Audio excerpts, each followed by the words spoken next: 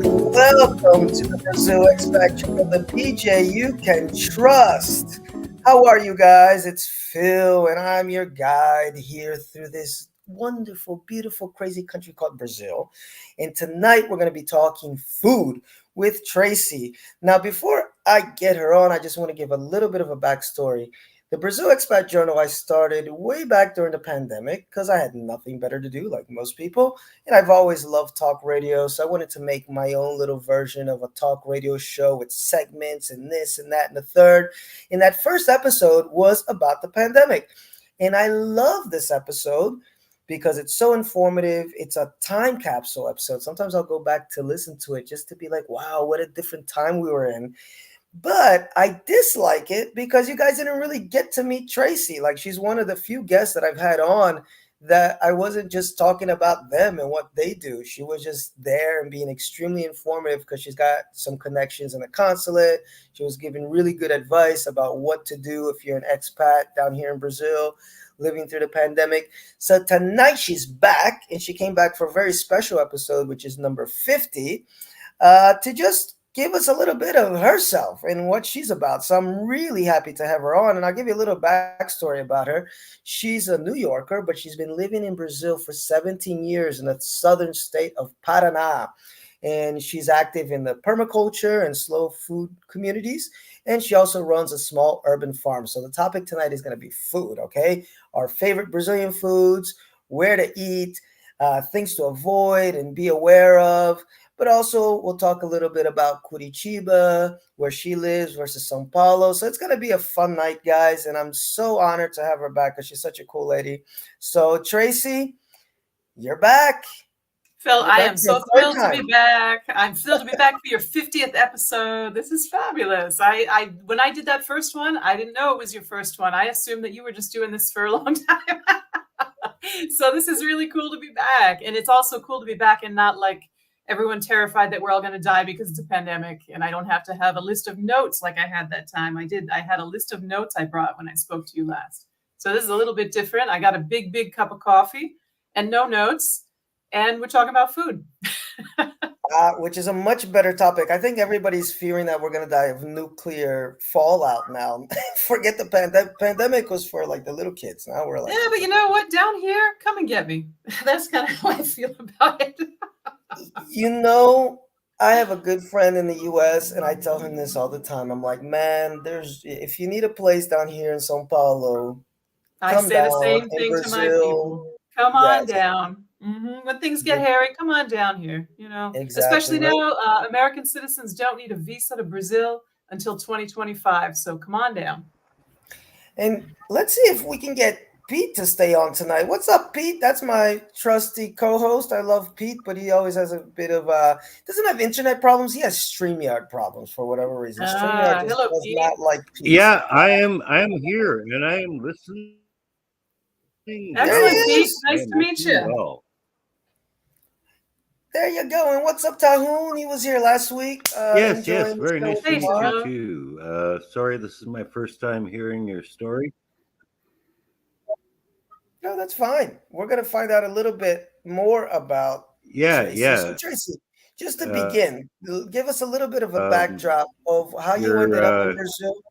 That's the problem with Pete. Sometimes we get on a delay with him. We got a bit of a lag. Yes. Well, I ended up in Brazil the way most people seem to end up in Brazil. I ended up hitched to a Brazilian. So it was not in the cards. The last place I ever expected to be, the last language I ever expected to learn. I was in Japan and was working as a translator in Japan and met my husband, who is from São Paulo. And we lived in Japan for a while. We lived in the US for a while, and then decided to come here and try our luck in Brazil. And it agrees with us. It's worked out really well. So it's been, like you said, 17 years already. The blink of an eye went real fast. And I've known, Jesus, Phil, I've known you for a long time. I'm not sure how long. Before What's Up, put it that way, which means we're really old. Yeah, it's been a while, man. It's been a real long while. Time does fly, and that's the thing with Brazil, man. It sneaks up on you. You know, like you think you're only gonna stay here for a year, maybe two. Like my plan was like 2 years, tops 5, and then travel somewhere else, go to Japan. Mm-hmm. Speaking of Japan, I was ready to go to Japan, and then there was that Fukushima stuff, and it kind of freaked me out. Yeah, and guess where I lived when I lived in Japan? Oh, Oh, wow. I lived in Fukushima, the beach that had the reactor on it. That's where we used to go to the beach. Oh, my Lord. Yeah. Yeah, But so then you end up staying in, like, I'll stay another year. Why not? And then before I know it, I've been here since 2008. yeah, I mean, Japan was like that for me. I graduated from college. I went to Japan. I said, "Oh, I'll stay here for a year and learn Japanese." And it took 3 years instead of one. But like, and then it was 3, then it was 5, and said, "Yeah, all right, now we'll try somewhere else." Brazil was sort of like, let's just see how it goes. And after 6 months, we were like, "Yeah, let's stay. It's good." And also, I came here with a little kid. My daughter was 7, I think, when we came here. And it agreed with all of us. We were able to kind of have a situation that we couldn't afford in the US because we're not loaded. Money went a lot farther back then when we moved here than it does today. And so we were able to have a nice place to live. My husband opened a business, and I sort of got my bearings while I figured out what I was going to do. And we actually came to Curitiba because my husband is Japanese Brazilian and my daughter is mixed. And it was one of the places that we went to where, my kid wouldn't be the only person who looked the way she did. My husband wouldn't be the only one who looked the way he did. And also, like, thinking about when she got older, good public transport where she could hop a bus and go someplace and not be dependent on me to drive her everywhere. And, it just seemed like a good place. And so that's how we ended up here. We have some family here too. And my husband is from São Paulo. My in-laws all live in São Paulo.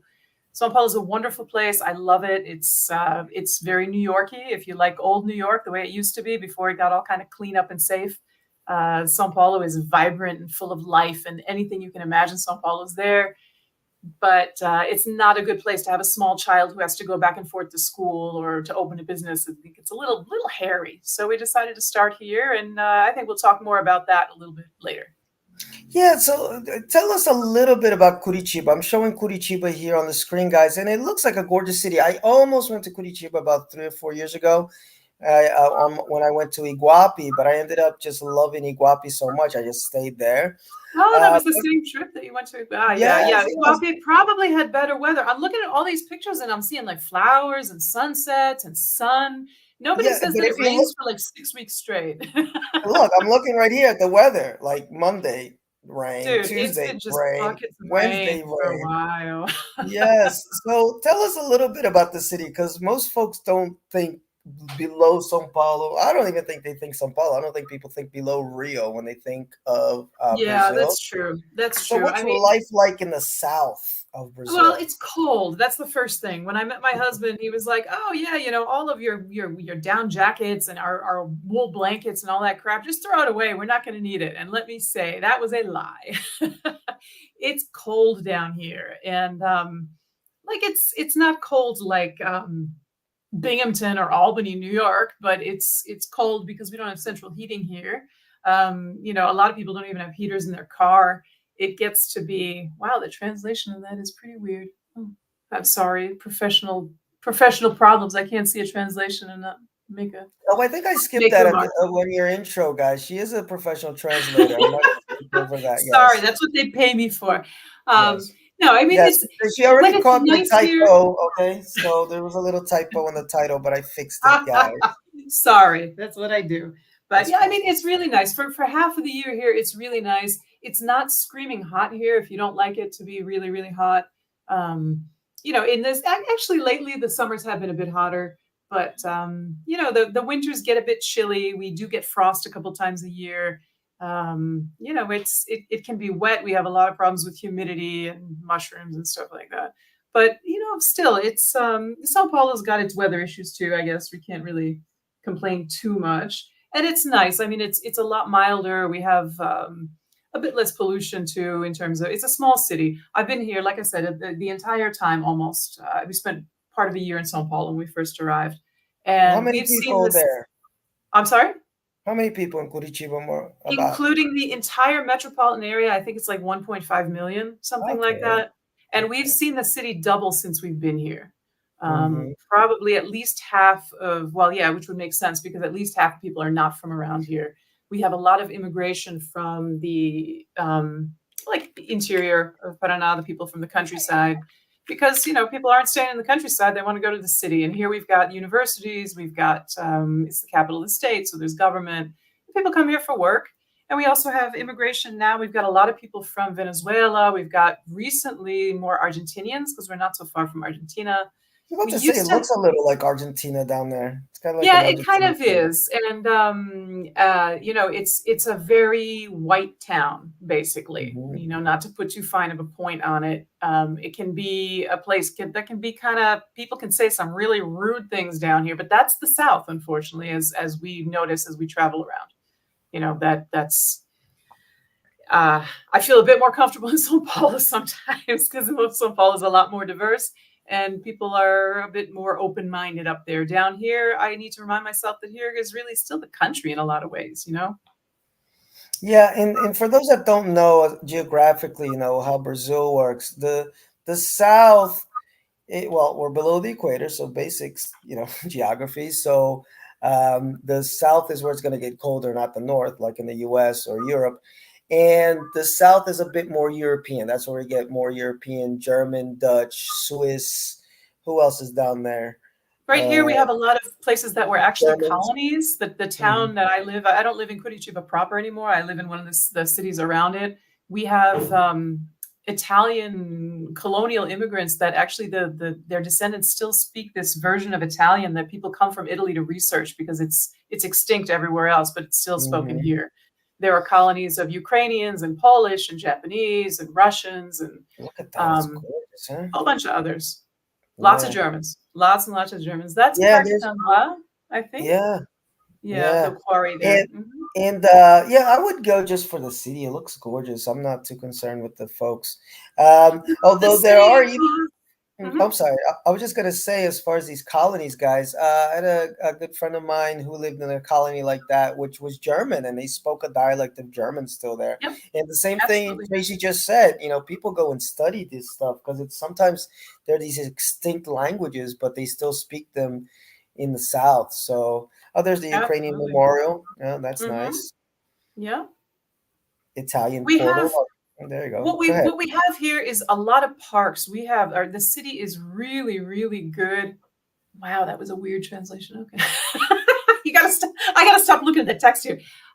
It's Santa Fe Sudagia. It's kind of strange. Anyway, we have a lot of parks here. The city puts a lot of effort and money into parks and green space. So we've got all of these parks you see that have lakes are actually, most of them are connected. There are maybe 5 or 6 parks that are connected.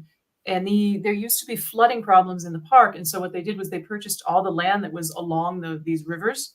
And so they expanded the areas that used to flood and got rid of the people who were living there and moved them elsewhere and made these parks so that instead of sweeping people's houses away when there were floods, they would just flood the parks where nobody was living. And so that's why we have this huge, like they call it a linear park that goes through most of the city. And the parks all have water and ponds and stuff.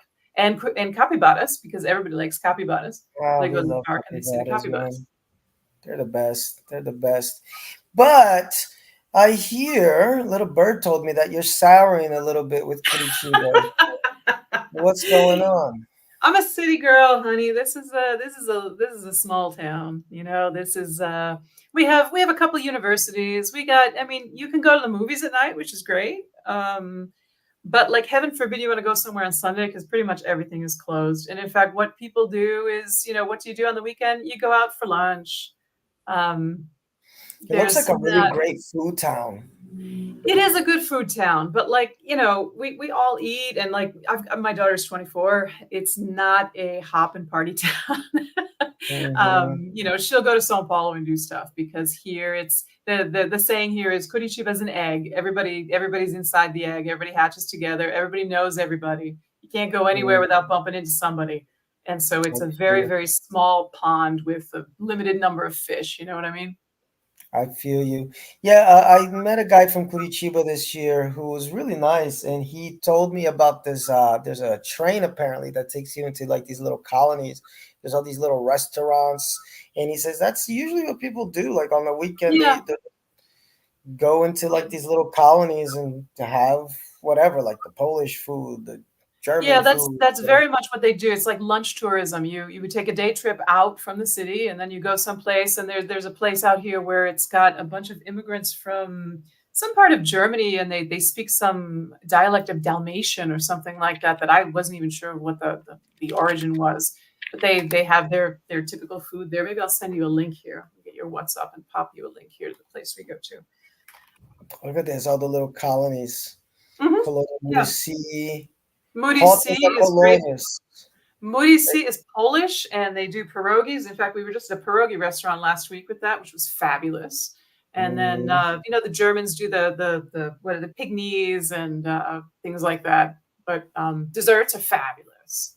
So yeah, so that's the thing. I think I would travel for food, which is good that we're talking about it, because tonight we're going to talk a lot about food.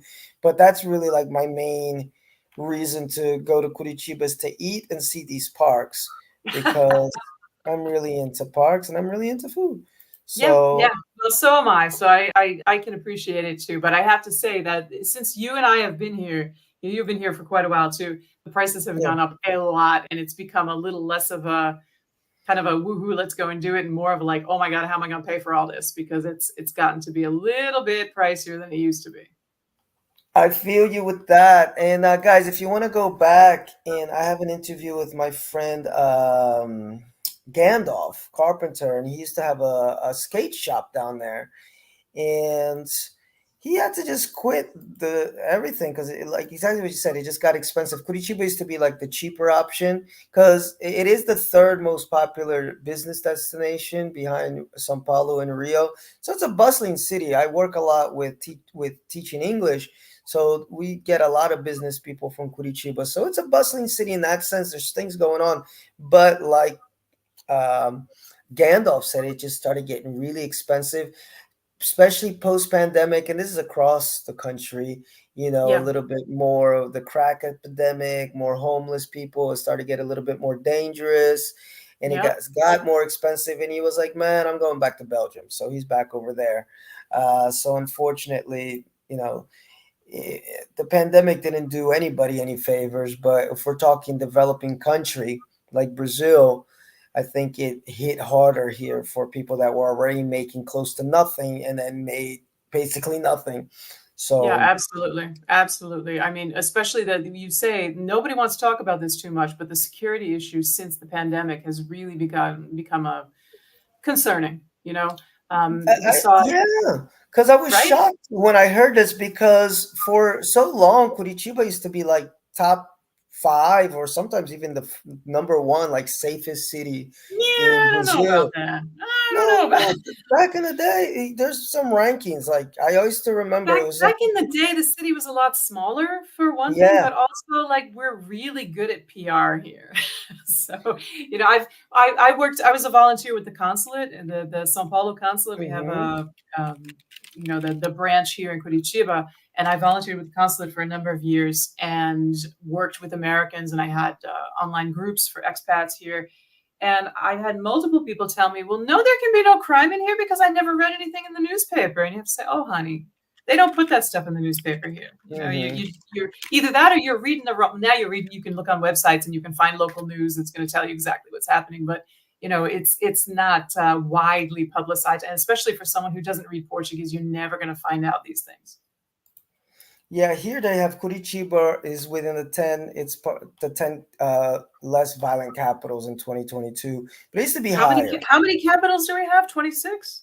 Yeah, I think 26 or 27. But it was considered a safe city. If you put it next to São Paulo and Rio, it was certainly. That people be like, yeah, Curitiba, but then it's gone down. Here, look, São Paulo is actually in front here, but it's per capita. São Paulo has so many people in it. When we talk about security and safety in São Paulo, I think that's a bit overblown. I think it's the opposite. I think people overblow how dangerous São Paulo is.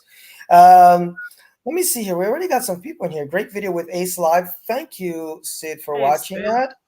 Southern Brazil sounds like the Southern U.S. before the Civil Rights era. We often said when we first moved here that Brazil reminded us a lot of like what we had seen in films and stuff of the U.S. in the 50s. That a lot of stuff was sort of backwards in certain ways.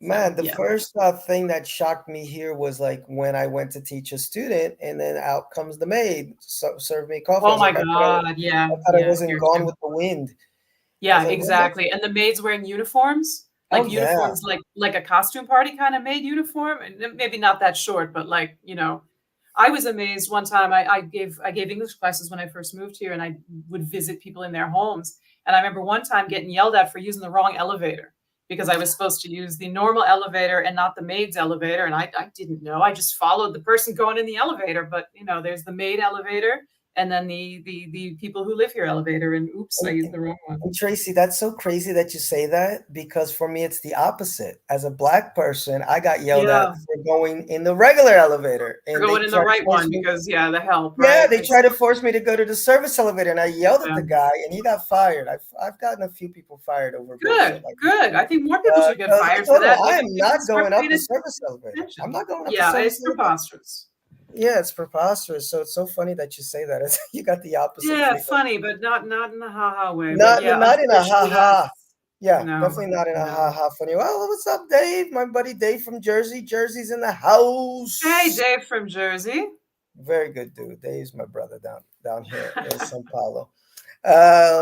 But anyway, guys, Curitiba seems like a really interesting place to visit. Unfortunately, it's got its issues right now, so maybe not a place to live in.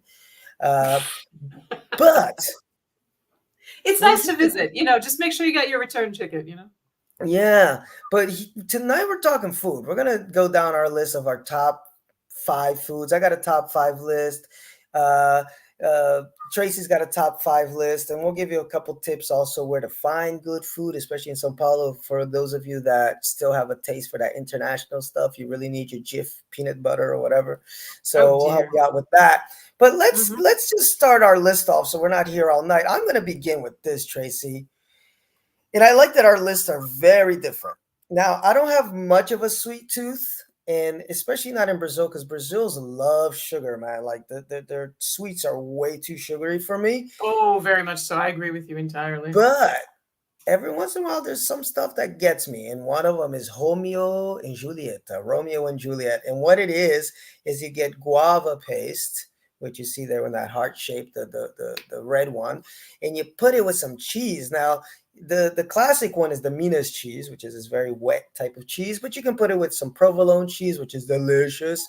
Or if you're on your poor days, like I am sometimes, I'll just get some mozzarella and like roll it, make a little rolly with the Hmm. guava and just eat it on a Sunday. And man, it's so nice. It's like because the cheese counteracts the sweetness of the guava, but guava is not like sugar sweet. It's like it's fruit sweet, so I can deal with it a little bit more. So that's my favorite little snack. I get me Romeo and Julieta, and you can get this in the States because they do sell guava paste in the U.S. I remember eating this even back in the U.S. growing up. So that's my number 5. Let me ask you, have you had that in Minas? I have never been to Minas. I've driven Oh, through if it. you like food, dude, you have to go to Minas. I know. It's like It's such it's a an black mark. amazing place to eat. Actually, speaking of Dave, he helped me get rid of my other black mark that I had here in Brazil. Because when I first came to Brazil, I've said this a million times on the podcast. The two people who were the friendliest, nicest, most wonderful people to me, Mineiros and Baianos. I connected with those two people Yep. immediately, Yeah, me too. and they got the best food. Yeah, I yeah, I agree gained so much entirely. weight.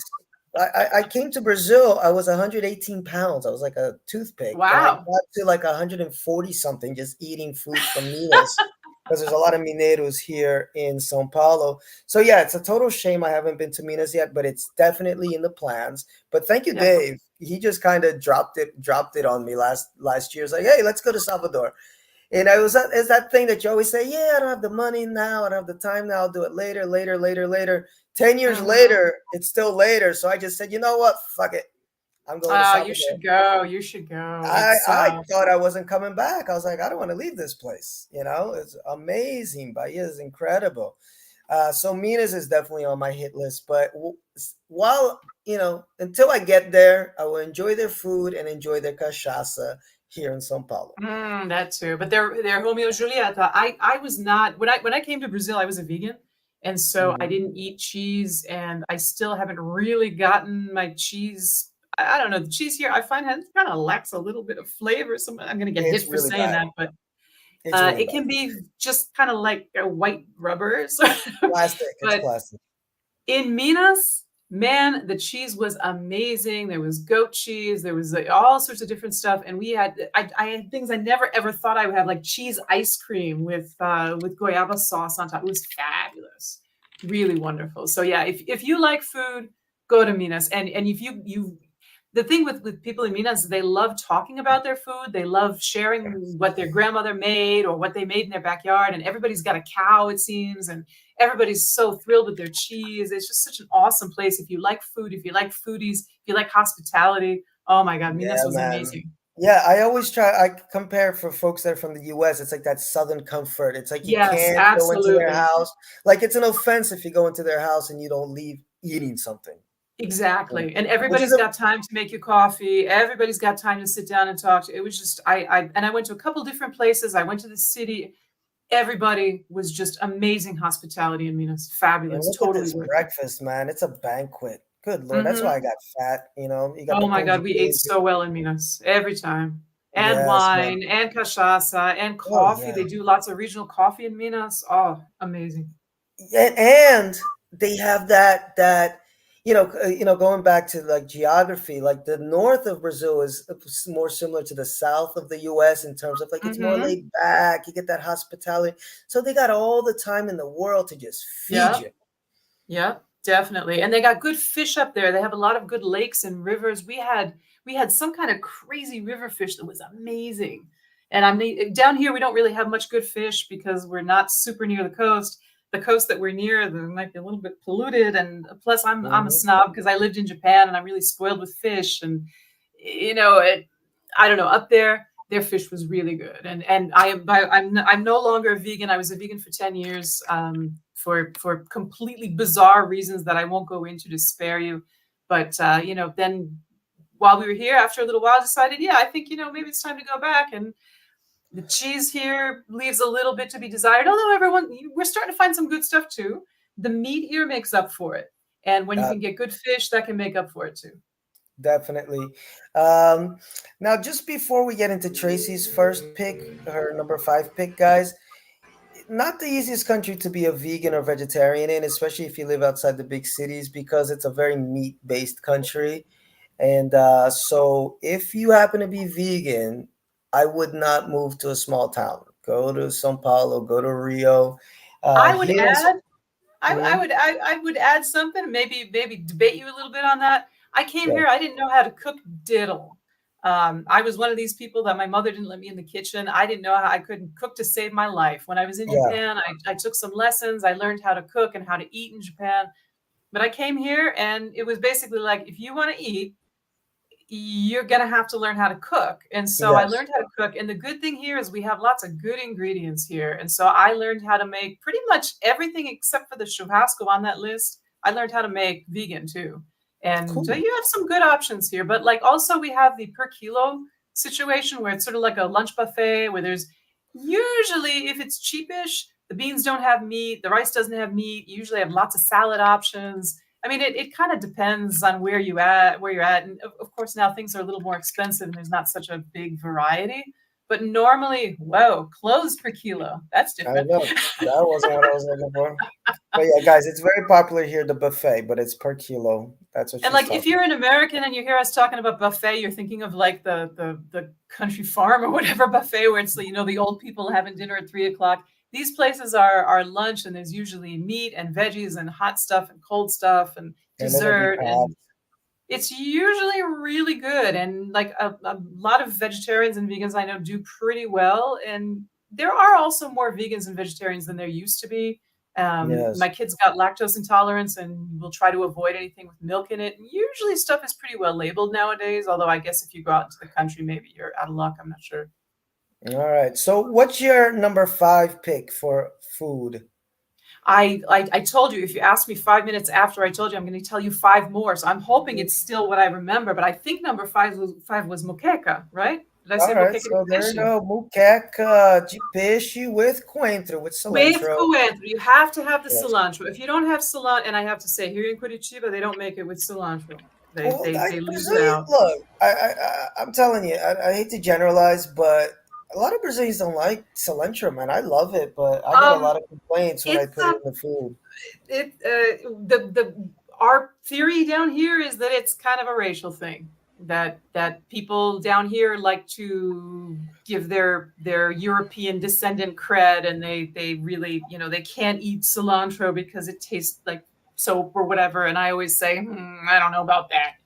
I guess everyone's entitled to your preferences, but here, if you get moqueca here down in Curitiba, you're probably not going to have palm oil in it or cilantro, which I think is Yeah, a lot of darn people don't like shame. the palm oil, which is I say this a lot too about moqueca. There's the moqueca from Espírito Santo that doesn't have Uh-huh. palm oil, Yeah, which I yeah. love too. For me, it's tied. Mhm. The one from Espírito Santo and the one from Bahia, it's like for me, it's a tie as Yeah. far as how good they taste. But I love me that palm oil. It just adds that Oh, extra I love flavor. it It's too. strong. It's strong. In the coentro, although I did a little research on coentro, and apparently there's some genetic thing about it, like where Yeah, it will yeah. If taste you've like got the soap genes for or some not. people. Yeah, Yeah, yeah. but whatever. So, guys, Whatever. just it's good food, guys. It's Moqueca, you hear better me with the talk about cilantro, moqueca. people. Try it with the cilantro. It's worth it. Yeah, we talk about moqueca a lot on this show because it'll be on my list. It's gonna be closer to the top. No, it's Next fabulous.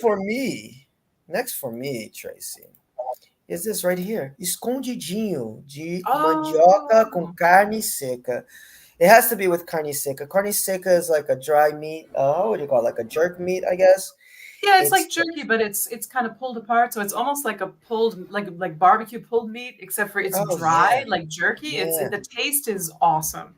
Here, And I'll just put let the me carne ask you, what seca do you on have there to so have you on can see it. top? Does it have to be mandioca or can it be mandioquinha? Actually, I'm not a big fan of the mandioca, to be honest. But Mm. it usually comes on the side. But usually, guys, what you see here, it looks almost like a lasagna, right? So you got the meat at the on the bottom, and then all this on the top is usually like a. It can be either made with like a potato type thing, something starchy. Some people make it with mandioca, which is yuca, or mandioc, or wherever you're from in the country. Or cassava. Um, or cassava, yeah. Where I grew up, it was always called yuca. Mm. So I'm used to yuca root, Yeah. and And there's a good picture of it. So yeah, this that top definitely layer looks like it. here is gonna Hmm. be some starchy type of, either potato or manioc or something, and in the middle, good lord, man, that's some good food right there. Ah, but you Escondidinho can de find some carne. good escondidinhos with other stuff too. Like, if Oh, you're looking for sure, no, veg that's my favorite options, one. But you can have pumpkin. Although the pumpkin middle with can carne be seca is a good one too. But there are lots of options, and you can also, I mean, I find that often ground beef. when it's the cassava or the yuca, it's often got like cream in it, like milk cream, which is a bit weird for me. But Mhm. cheese on top is usually a little bit better than the cream. Everybody makes it a little bit differently. Linguiça is Exactly. not a bad one either. That's a Escondidinho good. de linguiça. Yeah, so the middle you can fill with a bunch of stuff. Linguiça is sausage. The one I saw here, I saw one with mushrooms. I never had that before. Hmm. Carne moída, which is ground beef. So there's a million versions of escondidinhos. Oh, and of course, escondidinho means hidden, right? So Yes. it's like a surprise underneath that you don't know what's It- inside until you open it- it up, because that's what escondido means. yes, it's escondido. So this is a really, really, really delicious dish. And Tracy said something interesting is that there's a lot of varieties of these foods. So you might try it in one place and it'll be okay, and then you'll go to the next place and it'll be like maybe from a different state, and they make it one way and you're like, oh my god, it's like a totally different dish, even though it's the same dish because they use different seasoning. So you Something gotta else kind of, that's worth noting with this is that it looks like something that you're gonna have for dinner on Sunday, but like you're gonna see these in the bar too. They make hmm little tiny ones as bar food, and it's actually something really good if you're drinking because it's kind of heavy, and it'll keep you on your feet for a little longer. oh, somebody here said that they have the gene where the cilantro tastes like soap. Oh, Oliver, I'm so I'm so sorry for you, Oliver. sorry. Cilantro's so Oh, good. I hope at Yeah. least you like hot pepper, and that way you can have some sort of pleasure in your life. Wait, 1 second. Just as long as we're here. Oh no, that's not the right one. That's the casadinho. I was looking for something that was similar, but I forgot the name. It's something where like everything's in a little line. Like there's the beans in a line, the rice is in a line, the meat is in a line, and I think the name of it is like something fileiro. I ate it for the first time like 3 years ago. It was delicious, but it It looks sounds like when children don't want their food to touch, like that kind of thing. yeah, but it's a different dish. I'll try to look it up, guys. But yes, escondidinho definitely have one at a nice restaurant. You will not come away disappointed, I don't believe. And now I think your next one, Tracy, is the paçoca. Oh yes, paçoca, and I mean the sweet paçoca because there's also like a paçoca with meat and like a savory one, which I don't go for. This stuff, it's so hard to explain. You tell somebody, okay, you grind up peanuts until they become a powder, and then you press them together till they're like little hockey pucks, and they're filled with sugar. It's sugar and powdered peanuts mixed together and compressed into a puck.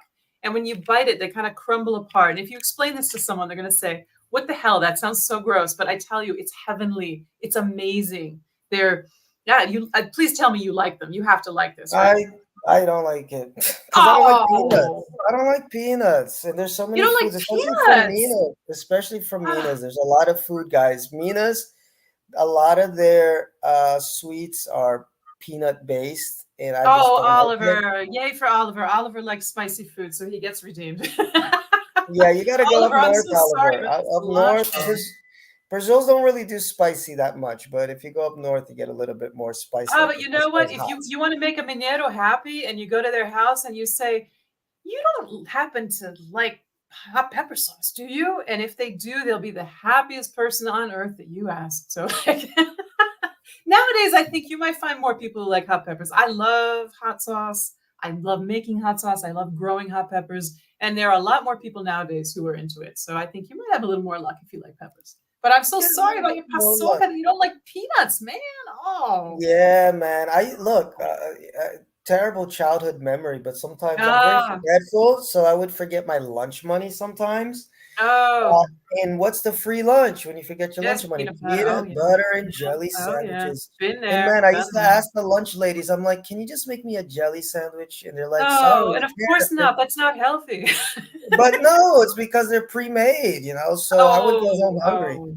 Yeah, I love me a plain old jelly sandwich. I can run through a whole loaf of Mm. bread just eating jelly sandwiches. I've never been into peanut butter. I don't like the smell. I don't like anything about it. Oh, I Makes me love it. nauseous. I love But it. pasoka, guys, everybody, I was almost sold pasoka today. Like people on the street have a little bag and a Yep. little basket, Mhm. and they'll be like Yeah. pasoka. Yeah, It's also a it's great vegan food if you are a vegan and you're on the street and you're looking for something and you don't know how long you're going to tide yourself over. It's just peanuts and sugar. There's no milk in it. There's no egg yolks or any weird crap in it. It's just peanuts. And because it's peanuts, it's protein and it'll hold you over for a bit. Been there, done that. got you. Just real quick, I remember the name of that food. It's called arrumadinho. Okay. Arrumadinho, like your plate's clean. Oh, how cute. I've never seen this. Is The this first time I ate it was like 3, 4 years ago. It's delicious. Oh, Oh my God. it's a Nordeste thing. Yes, it's a Pernambucano, Pernambuco. Yeah. So Ah. definitely try it. My goodness. My goodness. My goodness. Yeah. Oh, So I do really like Northeastern food. I'm yes. a big fan of the baião de dois and the feijão de corda and all. In We'll fact, get if we there. talk We'll about food get in to the São Paulo, we'll Baião. get there. We'll get to Baião de Dois. Good Lord. Baião de Dois is from another planet. Mm. Yeah, Brazilians know how to eat, man. That's one thing, Like, and then that's the thing. I keep plugging this book that's eventually going to come out, but I have a whole chapter on food, and I started by saying I don't get how some people say they don't like Brazilian food, but then I Mm. get it when you talk to them a little bit, and they're just eating like rice, beans, protein, rice, beans, protein, rice. And Oh, yes, no, Brazilian food that's can be sad. very boring in your day to day because it's going to be rice, it's going to be beans, and it's going to be either chicken or a beef, some protein. But once you start exploring outside of that, Totally, totally. Lord, Brazilian And like food. I think we all know people who go to the US and they're like, I went to America and the food was so bad. And it's like, yeah, well, Exactly. It's everybody's like they solution went to is like, open your Domino's. mind, please. Yeah. Man, when people go to America say, "Oh, the pizza's terrible," and then I said, "Where The did you eat? pizza's Pizza Hut." terrible. Jesus, Mary. No, you ate at Pizza Hut. What do you expect? I I didn't went even to eat New at York with Pizza a Hut. client one time. I was interpreting, and this client was selling a book in New York, and I went along with him to interpret. And he almost got killed in a bagel place in the morning when he couldn't place his order within like 30 seconds and get the hell out of the way. It was funny, but The scoop every Nazi. place he went into, he'd be like, "Let's go to this restaurant," and I'd say, "What are you, nuts? There's no people in there. It smells nasty." And I said, "But it looks like it should be fancy." And I kept saying, "Oh, you're not cut out for New York, my dear." Yeah. That's like speaking of Dave here, who said delicious. When we were in Salvador, we went to the city where he was looking to stay, called Praia de Mhm. Forte, and he took Mhm. us to this little hole in the wall restaurant. But it was the best food, man. Oh, I You love know? places like that. I Oh, mean, the holes in the wall, they're the best. the Yeah. holes in the wall, absolutely. That was our rule in Japan, and in Sao Paulo as well. I mean, I can tell you near what is that place in Sé? The Poupa Tempo, right? The like central Mm-hmm. place where you do all of your documents and you suffer and you wait in line for 6 hours to get your documents stamped and all that. When we Yeah. first came here, there was one. It was $4 for lunch, a fixed price executive lunch, and it was rice and beans and a little bit of a salad and some potatoes and meat or whatever. $4. And my husband, all of his documents were out of date, and like the hall of records that he was registered in had burned down. Everything was, we were constantly sorting this stuff out. And $4 lunch, man, it was the best thing ever. And it was a little hole in the wall, and all the buses would go by and everything would shake. It was like if you wrote a movie, you couldn't come with a scene that was funnier than this. But the food was It was amazing the and the best people were food. sweet. I had that experience in Moema, and Moema is considered a neighborhood that's got a lot of bars and restaurants. But the Yeah, best food sure. I ate there was just I was walking to the mall. I looked to the left and I saw this big fat black Bahian woman. I was like, "Ooh, that already catches your attention." She's in the kitchen. She knows how to eat. In Moema, yeah. In Moema, yes, exactly, which is a very white neighborhood. So you see a big black Bahian woman behind the Mhm. counter cooking. I was like, I gotta go in here, Mm, man. And it was literally like it was like the size of a bathroom, that little restaurant. Like you would mhm. miss it walking by. Is Yep. like I can't think of another. I lived in Moema for a year and a half. I can't think of another restaurant where I ate that I can still remember the food. There's two. I Ha. remember a student of mine made it. Her mother, which was like 70 something, made a muqueca for her own Mm, birthday, which I ate at their apartment. So that's a wonderful food memory. mhm. And that hole in the wall. Those are like my two best food memories from Moema. Yeah. So yeah, go for the hole in the wall. Unless it's like you can tell, like you don't want cockroaches and stuff. It's like, guys, use your discernment when we say hole in the wall. Um, so I guess it's me. I kind of gave a little honorable mention to the ahumajinu, but here we get to the real food that I love, that I eat a lot. And my next one is the couscous. Oh, yeah. Good Lord, man. My mom Mm. is from Recife, so I used to eat this in the States Ah. too. Mhm. Cornmeal. It's a cornmeal cake, and you make it in a special little pan, and it It's comes out like steamed. That this. little thing is, yeah, you pull out Mhm. that little metal stem right behind the little bit of mint Yes. there. You pull it out from above the steam. My daughter eats it every single morning. Do you eat it sweet? You eat it salty? How do you have it? I prefer to have it with some hot milk and Mm. sugar. That's how I like Mm. to eat it, like that. So there's that little pan that you can Yeah, the couscouzeira. Oh, it's a lovely couscous. thing. So yeah, guys, if you eat it just like the way it looks there, it's really gonna taste like nothing. So you gotta add a little something to it. So A usually little for bit of melted breakfast, butter. Oh my melted God. butter. Yeah, I forgot the butter. So yeah, you melt the butter, you put some sugar on it, some hot milk, and you are set to go. Okay, If you it like is. molasses, you plop a little bit of molasses on. Oh my God. Brilliant. Brilliant. But you can also eat it like a side dish as if it were rice and have it with, I Yes, don't know, some sort of savory stuff or with something saucy. Oh my gosh. It's good. there you Good go. That's stuff. kind of what it looks like if you're eating it for Mm-hmm. breakfast. Okay. Mm-hmm. And like Tracy said, definitely works as a side dish. I never thought of it as a side dish until I came to Brazil and I saw it like at a buffet, at one of those buffet Oh, I things. I was like, love it. I love tastes it as a great. side. It's good Yeah, stuff. but it's my go-to breakfast though. I love it. Mm-hmm. So again, made all over the Northeast. A good friend of mine was here about 3 weeks ago. She moved to the South, but then she came up to visit. and she brought her couscousera, and I was like, oh, I wish you would stay Oh, longer. Because every time I'd go to her house, I would just, she already knows. She actually brought it for me. She's like, I know you oh, like how the couscous. sweet. And I was No, like, it's man, good stuff. you're second to my mom as far as the couscous, the And good you know what couscous. else? Something else that's good in the last couple of years is like this kind of stuff used to be hard to find. Down here in Curitiba, it used to be more of like in São Paulo, you'd have to go to the Casa do Nordeste. There are a lot of people from the Northeast in São Paulo, so it's easier to find this stuff. But in Curitiba, it wasn't nearly as easy to find couscous. It wasn't as easy to find like some of the beans and stuff that's more Northeastern stuff. Now you can find it a lot more easily because people move around a lot more. Definitely. And I'll give a little honorable mention as long as they're here. And this one is divisive, very divisive. But there's a couscous Paulista.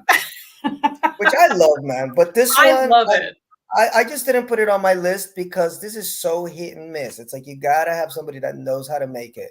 Yeah, 'Cause but if you you can't have the don't, person who puts what people put like anchovies or some crap in it. it's No not even fish, the no it's fish. yeah, it's not even like what they stuff it with, but like this it's starchy and nasty if the people don't make it right. Like this orange part needs to You know be what this perfect. is? If you're an American, everybody's got a feeling about stuffing at Thanksgiving. Either you're like stuffing that's wet. Oh, there's one with fish. Oh God, fish and eggs. Jesus. Yeah. No, the eggs I like Like on it and some people sardines. like the stuffing that fits inside the bird and it's kind of nice and moist. And so I like my stuffing to be kind of crunchy and kind of dry so I can drown it in gravy. This is couscous paulista is sort of like that. Some people make it really wet and heavy and it's sort of like this big wet loaf.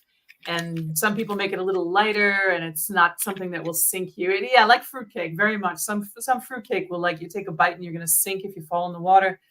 And other couscous paulistas a little less so. So Yeah, so it's you gotta be careful with definitely this like one. you said, you got to know who's making it, and you got to have the option to say no in case it's not quite how you want it.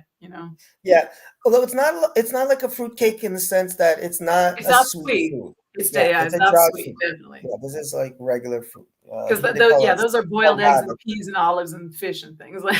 Yes, yes. But anyway, so now I we're gonna like it. move I'm on. glad you like it. Now we're gonna move to my first culture shock in Brazil. When I got here, I moved to a little town called Taboão da Serra, which Oh, tabuão. I like I tabuão. love Taboão da Serra still. There's Taboão da Serra. And then early in the morning, I would wake up and there would be like a guy in a horse walking by. I was like, okay, that's different. And then in the middle of the All city. right. That And then the happens where I second live thing sometimes. at 8, 9 in the morning, pamonha, pamonha, Mm. pega a sua pamonha, Yeah. direto da casa da pamonha. I was like, what the fuck is this? Oh, pamonhas are so wonderful. What do you like inside your pamonha? I don't like pamonha either. No, You don't no, like them? not a fan. Not a fan. Mm. But people love it, made with corn. Made with corn. It's like people look and they'll say, "Oh, it's a tamale." It's not a tamale. Tamales are made of masa, which is nixtamalized cornmeal stuff, and it's kind of like the same stuff as like a tortilla. This is corn that's fresh corn, usually that's been grated or blended, and so it doesn't have that nixtamalized sort of tortilla taste to it the way tortillas do. It's more, it tastes like fresh corn, and it's molded into usually the leaf of the corn and then like steamed, and people put cheese or meat or whatever inside. It could be sweet, it could be salty. I like mine salty and then with hot pepper, like with good pepper sauce. Oh, it's amazing. And then they're boiled and you take them out of the leaves and Yeah, and usually you get it, it's like a guys. winter food, right? People make it for winter stuff. They make it for winter, but it's sold year round. A lot Yeah, of you can times get it here in year São round. Paulo, you're gonna see these guys on the Totally. corners selling corn. And corn And pudding in those little cups, curau, good exactly. stuff. And so usually that's where people buy it, just right off the street or the truck, the pamonha Yeah, truck. and you You'll always know hear it's coming. somebody yell, "Pamonhas!" You can always hear it, and Yeah, I pamonha is direct from the house of pamonhas. yeah. Get your pamonha. How And much is a pamonha going for where you live now? good Lord, man. You have any idea? Maybe 8 reais. I don't Jesus, remember. that's what they are here too. I can't believe it's $8 for a pamonha. I was shocked when I saw that. Yeah, oh, here's one. Here's 7 reais for Ah, someone. I don't know how mhm. old this is, but so Yeah, it's yeah. around that price. But yeah, it's a street food. Yep. People buy their pamoyas. Now, one thing that's important to note, guys, about the corn here, it's a little bit different than the corn in the U.S. So Oh you yeah. may like it or you may not. Okay, because in the U.S. we got sweet corn. Here, a lot of people It's say it's not like sweet seed. corn. Yeah. Yeah, it's cow corn if you're from that kind of situation. And I, you mentioned I have the farm here. That's one of the things that I grow. I grow what I can't buy, and sweet corn doesn't do well here. The bugs all want to eat it. The weather doesn't agree with it. Some years I'll get enough corn for a meal, maybe 2 meals. Some years I'll get lots and lots of corn, but sweet corn, you can't find the seeds here. You can't grow it. If you can find the seeds, buy them, send them to me. I'll buy them off you because it's almost impossible to find sweet corn seeds here. But the corn here is a lot starchier, and people like it starchier. Like they cook it in the pressure cooker because I grew up, New Jersey, sweet corn in New Jersey. They say that if you trip and you fall after, you pick the corn and then you run into the kitchen. If you trip and fall, it's too long. You go pick new corn because it's not going to be sweet enough. Here they like it to be not sweet but starchy, where it's like, the sugars in the corn have already turned into starch, and so it's a bit chewy. It makes the pamoyas a bit chewier. It makes a hell of a cornbread, but it's Yeah, I not love the the same as sweet cornbread. corn. Yeah, like the regular corn, I'll get it every once in a while. I used to get it a lot from this kid that was right by the metro. It was on my way home. Mm. Oh, and the And cakes in São Paulo near the metro, where you could just like for breakfast you get a piece of cake. Oh my oh, those God, little pieces good of there. cake are wonderful that you get. Yeah, Mm. so guys, there's a lot of street food here. A lot of Street food we in said we're São gonna. Paulo. My God, go if you visit São Paulo, it's absolutely and people selling fruit on the street too, like the jaca, slices of Mhm. pineapple. Oh, it's yeah. Yeah, so I mean, we said we would give you a couple tips, and one of those tips is, yeah, there's a lot of street food, and it's Mm, fresh. I mean, go use for a it. good Totally. discernment, but go for it. And yeah, like almost every metro station, there's going to be a little somebody making a barbecue that you can eat right off the Hmm. street. Little Little shish kebab, skewers. yeah, the Hmm. skewers, and somebody's selling corn, Yeah. and what's funny though, you said that they prefer it, like, because I befriended this dude because I was getting corn from him forever, like for 2 years. Hmm. And so I got some sweet corn because they sold it in the supermarket here. And you know what? He didn't Wow. like it. He didn't like it. Yeah. Yeah. I gave it to him to take home and try it, and he was like, ugh. And I remember I also had my little cousin taste it, and he was like, yeah, he didn't like Yeah. it as much. Yeah. It's a cultural thing. I think, we're used to eating sweet corn in the summer, and it's a barbecue thing, and it's just, everybody's got their own cultural preferences. Exactly. Like I can't eat the corn down here like I did in the US, like right, just No. right off the cob with Dude, the you'll butter take your and the teeth right salt. out, man. Yeah, you're gonna lose some teeth if you do that. Yeah. You're definitely gonna lose some teeth. But like Tracy said, you get you some cornbread or corn cake, I should Mm, say, which is not the same. It's sweet, okay? It's not like cornbread. It's a yeah, it's sweeter corn thing, cake, totally. but it's not Hmm. sugar sweet. It's just that nice, regular sweet, and it's delicious. Ooh. Ah, anyway, I'm getting hungry, Fabulous. and I Fabulous. And just they put aniseed in it, which is something like I never would have thought to put in corn, but in the cake, in the sweet cake, sometimes you'll find like guava jelly inside. Sometimes I've even seen cheese inside the cake, which is a little like too much cheese. But the other thing that's typically in these sweet cakes is aniseed. Like aniseed, the mhm. stuff that smells like licorice. And it just doesn't sound right. But let me tell you, together with the corn, it's amazing. It's such a wonderful, wonderful combination. I never have thought about that. All right, now we're Mhm. getting to the big hitters. Big hitters. We are getting to the Bayonji Dois. I told you we get to the Bayonji Dois, Mm. guys. And first time I ate this, I was like, what the hell is this? It's like, Oh, it's so good. oh, yeah. Like you feel like you ate a whole cow. Like they put everything in there. Yeah. And it's like it's an indescribable flavor because it's like a jambalaya. It's like everything's in there. You got the rice, you get the beans, but then you get like every piece of meat Yeah, there plus could be sauce. like, ham and bacon and little bits of fried up this and that where you got hanging out in the kitchen and onions and garlic and sometimes like cut up boiled eggs. You kind of never know Yeah, what they put the to cheese find in it. on top. You- Olives, cheese on top. Yeah, yeah. and I'll tell you, this one again, I would recommend Well, here in São Paulo, they have a place called CTN, which is the Yes. Centro de Tradições Nordestinas, the Nordestino, Northeastern yeah. Tradition Oh, Center. they got a food cart there. Oh my God. Yes, And that's they the do. first place I ever ate a baião de dois, and I was like, Did you "What go there is it?" on a Sunday when they have the music and the dancing? Yes, it was so Oh, cute. It was so cute, and Foha. Go dance Foha there. It's a lovely place. I loved it. And that's the first place I ever had a baião de dois, and I was Ah. hooked. And this is a food that I really recommend. Like, just spend a couple extra dollars, whatever, just to make sure you get a really good one, and you will not Totally. go away disappointed. It's so amazing, this food. And what is it? Like let's make it clear. It's beans and rice. Yeah, but it's a kind of like here when we have beans and rice in Brazil, usually it's either brown beans like a pinto bean or black beans. And this Mm-hmm. is different. This is a um oh my God. The English, she's failing me. Like a black-eyed pea. It's usually Yeah, like a black-eyed pea or some, there are a bunch of different varieties of these kind of peas, and it's cooked together and you mix it up. So the taste of the bean is different than the normal beanie kind of taste, which gives it a little yeah, something something. And it's usually got a bit more garlic to it, and it's just it's yeah. a little more peppy, I think, a lot more fun, They call it feijão de corda. That's Feijão de corda. the type of bean that they have here.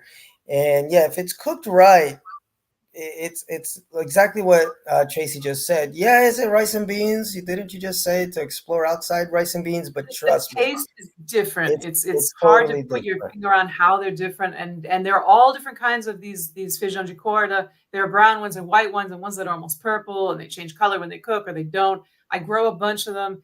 There's a kind that grows in the Northeast with almost no rain, and so it's a very classic Northeastern survival food. And so when these Hmm. people come from the Northeast, like São Paulo has a huge population of people from the Northeast who moved down to build the subway and to build all these skyscrapers, and they brought their culture with them, and they brought their food, they brought their traditions. And this is the place where is this Cambuci? I forget where in No, Sao this Paulo. is the Centro de Tradições Nordestina. It's in there's my very first baião de dois. Not the best Mhm. picture, but here's some folks It's dancing not forró. Cambuci. I can't remember what part of town it's in No, Sao it's Paulo. in Limão, Casa bairro do Verde. Limão. Well, Limão, Casa Limão. Yeah, Verde. yeah, yeah. Uh-huh. Yeah, as soon Yeah, as you yeah. cross the bridge, and then you get to it's an adorable place, and there's But it's an shows. awesome place, and people, Yes, maintaining their traditions, and what makes São Paulo great is everybody bringing their traditions with them when they come to the big city, and it's fabulous. yes. So, guys, I'm sharing here from my page. It's not the one that I usually share, which is Phil Ray Music, but this is actually Brazil Expat Journal. So, if you can follow me on Instagram there. I was looking for a picture of me selling some corn, but I couldn't find it. Yeah, but then I remember I had the ones there from the CTN. So yeah, Yeah, Baião Dois, definitely that's a big hitter right there. That's a good good food. stuff. Good And stuff. now we are moving to Mung- Mungaza. Is that Mungunza. it? Mungunza. Mungunza. And we're still sticking with corn. Now we hopped over the Baião de Dois without the corn. Now we're back to corn. And mungunza is just really coarse dried corn that's been cooked. And you've picked up pictures of mungunza doce, the sweet stuff, but you can Mm-hmm. also make it savory. And it's almost like if I think in English it's called hominy, and I forget the word in Spanish, but there's a like a corn-based stew with meat. Um, Again, it's a little late for an old lady like me, so cut me some slack. But it's one of these Nice. traditional dried corn things cooked up, usually with some kind of meat that's got bones in it or something, and it's a wonderful thing. You sometimes see it with chicken too. But mungunza is the northern word for it, and then down here people will we corn is a staple food pretty much throughout the country, and you'll hear different names for it. Sometimes down here you'll hear people call it canja or canjica, but mungunza is Canjica. I've heard of canjica. That's what it is. Okay. canjica doce is usually when they have the sweet stuff. It's like this stuff you've pulled up the pictures. It's like rice pudding. Yeah, my mom Is used to usually make that. canjica. But it can be salty too, and it can be cooked with meat or other stuff or veggies or with okra, which is a fabulous one too. Okra and chicken. I like the savory one. I'm not a huge fan of the sweet one, but I'll do it every once in a while. You got to cook it for a long, long, long time because these kernels are big and they're really hard. and you don't want to break your teeth on them. Oh boy. Yeah, again, Tracy, I love that you have your picks because they're so different from mine, and it's another food that I don't like. Yeah. You picked Different every food strokes, that I man. don't like. Different strokes. Yeah, because I just don't. For me, I think it's the texture. Even oatmeal, I'm not a big fan of. I don't like this Oh kind of yeah. texture in the Hmm. mouth, like Yeah, I mean bananas. it's a wet kind of snack. Yeah, yeah. So I'm You need not a really. spoon. Bring your spoon. Well, there's my couscous there. Love my couscous. Mm, So good. love Uh, it. and then my number one slot, guys, has to be, and it's no secret if you're a fan of the show, muqueca. It is Mm, heavenly. It is just a stew with shrimp, with lobster, with crab, with everything wonderful and a lot of love coming straight out of Bahia. But like I said, there's one from Espiritu Santos, and it's like it's this battle of like who makes the best muqueca. And for me, I'm like, you guys can fight it out, and I'll just eat both. I'll just eat all of them. Yeah. I'll eat all of them. You guys can debate it. Moqueca is such good stuff. And if you haven't had moqueca, it looks like it's just a fish stew. But the important part of moqueca that I think even in Espiritu Santo also, you use Hmm. coconut milk. It's stewed in coconut milk. And so Yes. it's salty, but it's got the coconut to it too. And Mhm. it's lovely. And then you put some pepper in there and it gets a nice kick to it. Good stuff. Well, my mom, like I said, she was from the Northeast, so she used to make a lot peixe com coco, which Mm-hmm. is a version of Lovely. it. Yeah, Yep. fish with coconut. Oh, Mm-hmm. guys, if you go Good to the stuff. Northeast, you will come back so heavy. Oliver said, I love sweet cornbread. Mm-hmm. Moqueca is my number one on my list to try. Oh, Try it. You're gonna love it. you're You're gonna gonna love love it. it. And if you love stewy stuff, you're in the right place because everybody's got some way of cooking the things that they got nearby, whether it's fish or chickens or dried meat or whatever was left over from yesterday. There's always some way to stew it up and make it good. Yeah, and that's another thing too, guys, with some of these foods. We consider them Nordeste foods, Northeastern foods, because every place has its own little variety of it. Even with the Baião de Dois, I researched about it, for the book, and there's like over, I don't know, however many, I forgot the number now, varieties of it.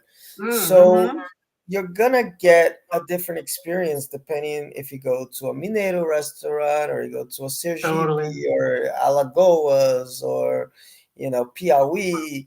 They're all gonna make different versions of this food. So you got a lot to explore when it comes to food and a lot of kilos to gain. Totally. So get that gym membership set up too while you're at it. Totally. Yes. So I think no. Ah, there you go. The classic. The The classic. classic. The And yeah, that's my churrasco. number one is churrasco. But I have to say, actually, the churrasco that is my favorite, we'll be going on Thursday, is lamb. Down here in the South, we get a lot of lamb and a lot of sheep, and the lamb is real good down here. So it's definitely worth it. And I don't know if my top five is actually in order of like number 1 through 5. These were the 5 that I thought of off the top of my head of things that I love. But the Yeah. churrasco here is fabulous. And we also notice there's a big difference between down south and other places in terms of how people eat their meat. Down here, I like my meat really rare, like mooing. And in São Paulo, people like you to burn the crap out of the meat. So Yeah. that can be a little bit strange, Yeah. And then we Here have, it looks. Yeah. São Paulo one looks a little bit more yeah, like that's a that. São Paulo barbecue right there. Yeah. Yeah. Mine is the one that's still red there. Maybe But like that. Yeah. we also have family from the Northeast, and we had somebody show up not so long ago with a deboned goat. Have you had that? What is it called? It's a goat, no bones in it. They take the bones out of the goat. Oh. It's like capa de bode or something like that. It's basically just an entire goat that they take the bones out and they let it dry, Good and Lord. then you barbecue it. That sounds delicious. It Well, was Tracy is fabulous. definitely not a vegan anymore. No. I mean, go big or go home, right? Yeah. Wow, no, I never heard of that one before. But yeah, guys, churrasco is like the national dish here, other than feijoada. We didn't mention feijoada. It's just that it's not my favorite dish, but it is delicious if you get a good feijoada. It's just I don't eat I'm pork like, as much I anymore. could kind of take it or leave it, quite honestly. I'm trying to I'm find like what the that name of this. now. When I was Yeah. younger, I was a big feijoada fan, but then I stopped eating as much pork, so it's like, yeah, it's okay. I got a But true story for you. The first time I ever saw feijoada, I got sick. But in my own defense, I was pregnant at the time, and just like the smell just killed me. I couldn't do it. oh yeah, because it's strong, man. Feijoada, you Oh, gotta it be can be really stanky sometimes. feijoada. You gotta be ready for it, because it can be a lot to put on the plate. By the way, guys, I was telling you, I have a picture of me. Here I am, quote unquote, selling corn on the street, but I wasn't really selling corn on the street. This is near. You look like you're snatching the corn out of the thing. Yes. So these little pots here are like that cream of corn. And then on the Curau. side, Good yeah, curau. stuff. And then you see the pamoya wrapped up on the top here, ready to go. And then what will happen is in this big pot, they'll put the corn, like I'm doing right now. I'm cutting the corn, and then it steams, and then they just put it on a little plate, and they'll just chop off the kernels, and then put some butter and some salt on top, and people just eat it like on this little plastic plate. So it's very popular street food here to just have a little bit of corn. And this apparently was during the pandemic. We have here some comments. Muquecas definitely gets a plus. I love tapioca with dry meat with cheese. Okay. Tapioca is very popular here. Yeah, totally. Tapioca is my lunch very often. Whatever leftovers I have from last night, throw it inside a tapioca and have it for lunch. Oh my God. Look at that. Tapioca with queijo. And I think he said dry meat. Yeah, carne seca. Carne seca, no? There you go. With carne seca. Oh, yeah, that looks pretty good. All right. And then let me see. We also have, what about acarajé and paella? I love both of these. I'll give you a little story about acarajé because that's a food that I had never tried. I've been here since 2008 and I tried it for the first time like maybe a year ago. No, really? Oh, And it's so good. But wait, but listen, I did a reaction video and I thought it was nasty. Like I was like, what is this? Oh, Like I couldn't no. eat all of it. But wait, there's a twist ending. I went to Okay. Salvador and I said, let me try this shit again up here. Maybe it's different, right? Get it from the Yeah, up source. there, I think it should be good. Oh, good is an understatement. My God. And again, guys, go by the visuals. Big, fat, black woman.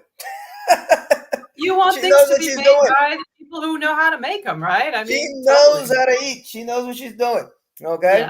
Yeah. And I just went to a street vendor, Big Baiana. She made me that. And I was like, and I told her, I said, você tem que ir para São Paulo e dar pé na bunda desse pessoal. You got to go to São Paulo and kick these people's butts because what they're calling acarajé down there is not this. And she's like, yeah, I know. Oh, totally. Absolutely. Yeah.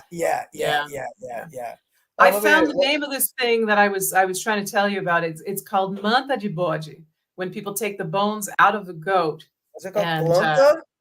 Manta. Oh, manta. I got a picture. I don't know if you want to show the picture, man. Where's my WhatsApp here? Oh, there you go. Yes, it's stripped down. Right. It's stripped down, and then they take the bones out, they let it dry, and then either you can eat it like dried meat or you can roast it. And we had that, and I tell you, it was something. My sister-in-law is from Pernambuco, and she had somebody bring that down. Damn, it was good stuff. Yeah, look at this. Oliver said if she's got lunch lady arms, she can throw down. Yes, absolutely. You got it, brother. Look at this. Acarajé, by the way, is this guy fritter a little, with the shrimp and everything. And it's made out of black-eyed pea flour again. The black-eyed peas are ground down and they're fried in palm oil. And then you slice it open and you put this nice, what is I forget the name of the stuff, but it's like a peanutty sauce inside. Oh, yeah. It's, I forgot the name too. And it's not strong because I don't like peanuts. I can barely taste it. It's São Paulo. Vatapá. It's vatapá. It's in the thing you just in the middle there. It's got this peanut type of ladies you got to look for. You got to look for the baianas, absolutely. The baianas. And then you've got dried shrimp in it. Oh, it's lovely. Absolutely lovely. Yeah, so guys, street vendors, just look for somebody on the Mm. street that looks Mm-hmm. like this, and you're gonna get because you know what? Even in Salvador, I had some afterwards at this little restaurant, hotel restaurant. It wasn't as good. It was kind of dry. I'm But the sure. one I think the stuff on the street, man, you can sometimes do much better on the street than you can in the places, I in the agree, closed man. restaurants. It's like all the nasty stuff from the street gives it extra flavor. It's character, man.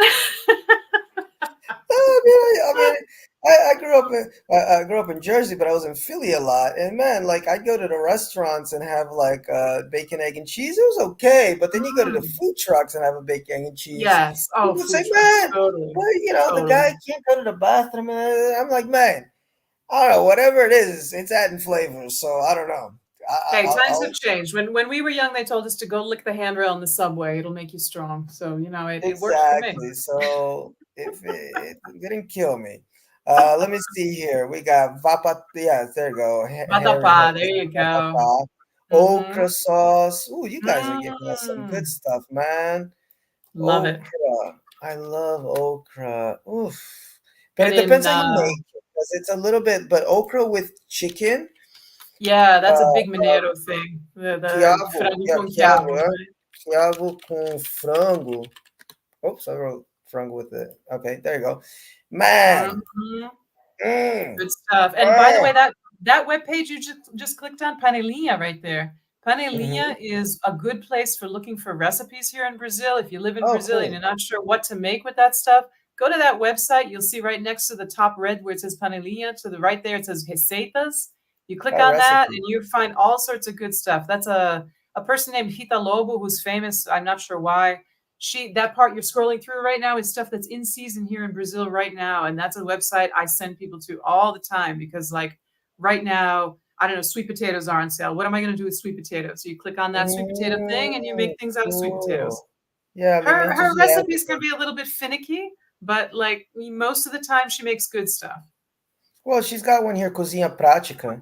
Hmm. So, yeah. I watch a lot this lady in the morning, Ana Maria Braga. Oh geez. Yeah, I love her because she's so wacky. She talks to a parrot and she sounds like She she's has a high all talking the time. parrot puppet. Yeah, yeah. And she talks like she's high all the time. She's like, today we're. She But might actually be high all the time. look at this. I mean, yeah, she's out there. But I like the fact that she's out there. Like, I think that's what intrigues me. But she's always got like a little food section in her show. It's like a Yep. kind of like a Mhm. Martha All Stewart these type TV show. shows usually have a little food bit there to keep people hungry, right? Because you're sitting there waiting for the dentist to take you or whatever, and these things are on TV. Exactly. But I like how it's like simple stuff that you can make. And guys, Mhm. what you gotta hit, Tracy touched on it a little bit, but it's the fetas, okay? Feta livre. Oh, totally. And that's You know? something, São Paulo, I tell you, the feiras are the best thing. These are street fairs where local producers come and they have one day a week where they're there early in the morning and they go till noon and they sell everything either by the kilo or like in these little basins, little bowls. And you go there where my mother lives in São Paulo, my mother-in-law lives in São Paulo. We go there. There's one on Wednesday on one street, a different one on Saturday, a different one on Thursday. And we go, and if you go towards the end of the fair, they Yeah. close at 12, at 11 they start changing the prices, they drop the prices, they start yelling, and suddenly bananas used to be $5 a kilo and now they're 2, and it's just a Yes. lively place. You get I'm to glad know you the gave that people. tip because I was gonna give that tip too. I always go later. Definitely worth it.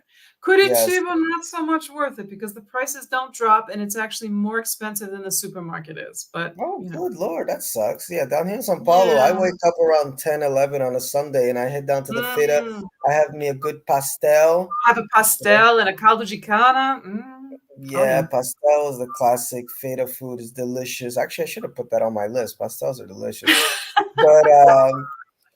But yeah, once you start going to and it's an experience, guys, going to the feira with everybody And you screaming, run into "It's your five for free! neighbors. It's for It's five! lovely. $10, $10. Oh, not $10, Yep. R$10 for the watermelon. No, idiot. Oh, Yep. moça, moça.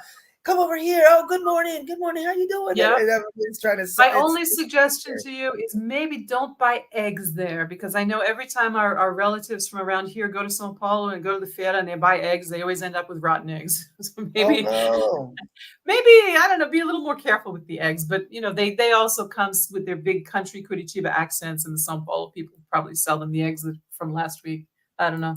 But, you know, choose wisely. The good thing with the feira is you pick it yourself. And so you can pick which one you want. You can pick the fruit you want. You can pick the things they want. And I tell you, the greens. And they got spices. And they got spices, absolutely. And you can also usually get fish and meat and cheese and stuff. And like they're refrigerated. It's cool. It's all good. You can get like stuff. Sometimes you can get stuff for your kitchen. I remember I bought like one of those rubber feet for a ladder or something that I couldn't find anyplace else. They had the guy at the feira had it. They fix pots. They sharpen your knives. It's a good place. It's a good place, man. That's the very Brazilian experience. And there's nothing quite like it. Like when I lived in Philly, you know, I live near the Italian section, so they have like the little Italian street market, but it's not exactly the same. It's like this is a different experience. And this is only there once a week, and then, you know, it's noon. They break down the tents. The trash guys come and clean it all up, and it's gone, and it goes back to being a normal street where the cars are driving.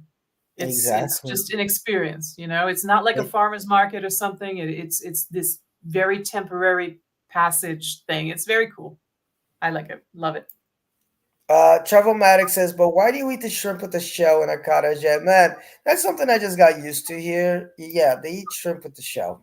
It is what it is. I think it's because the shrimp are dried and reconstituted that it's not like as crazy. I don't know. I learned to eat shrimp in Asia. We eat it with the legs and the head and stuff. So I eat the tails too. I don't know. Yeah, I'm just used to it now. It's like you know, I don't mind it. It gives that little crunchy, like you know, which is good. I love getting the espeto de camarão, the little shish kebab with camarão that you can like get on the beach? Liberdade.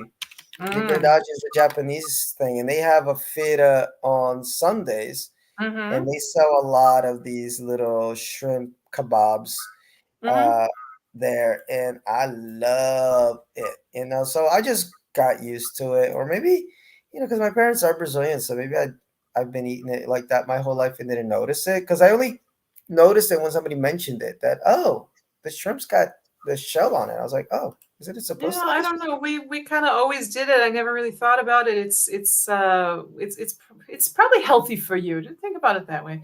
Chicken hearts. People love chicken hearts, Harry. I just can't. Too. I can't do chicken hearts. You like them, Phil? Sí, corazón. Aren't they like super chewy though? Like, how do you? Man, again, I think that's another one where it's like it depends where you get it, because I've had some nasty ones. That's exactly what you said. It's like chewy. In other places, every time I try one, it's like eating a piece of rubber that's been burned, and you're just like, oh, why did I put this in my mouth, man? Frango com molho pardo. All right, I have never had this before. Where's this from, Harry? Harry's hitting us with everything here.